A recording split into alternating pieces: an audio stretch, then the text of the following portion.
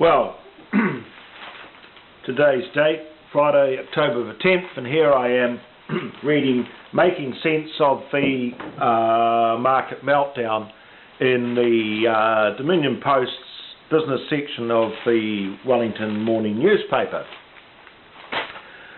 I guess it is difficult for people to make sense out of what's happening, but I think the first thing is that if you understand history, it will make it easier for you.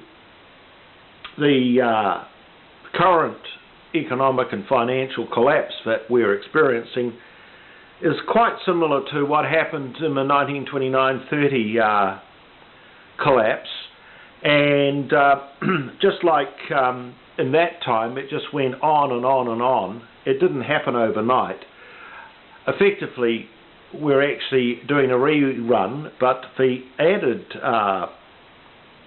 difficulty here, or wild card should I say, is the fact that we are a fully globalized and electronic economy.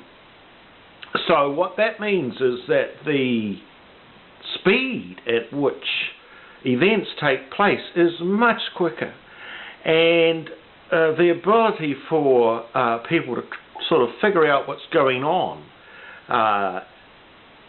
is far greater than it was in the 1929. So the latest revelation is that Iceland has actually done a complete flip, and the banking system, the country's broke, the banking system's been taken over. So all around the world now, and George, God bless him, was telling us about the sorrows of the USA, but I got to tell you, this is global now. And it is a global meltdown, and even here in New Zealand, although the politicians are doing their best to paste over the cracks, and the media, as usual, is attempting to put a kind of a mix of, things are okay in the morning, by the time we get to the evening it's looking really bad, and so filling up the space. Ink is being put on papers, and papers are being sold. And there's a lot of competition for news, and so it's a business. I guess the bottom line is, how is it actually affecting you as an individual? And that brings me to this very interesting point, the age-old struggle between the rights of the individual and the rights of the community. And what's happening now, just as Plato wrestled with it, we're dealing with the same issues.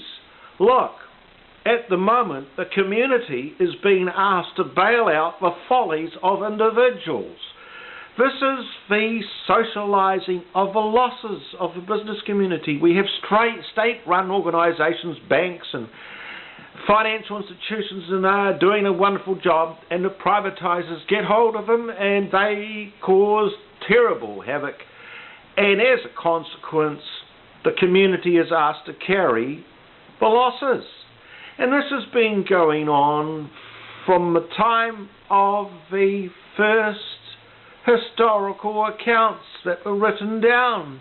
We have been observing the dreadful struggle between the powerful and the powerless, and it continues.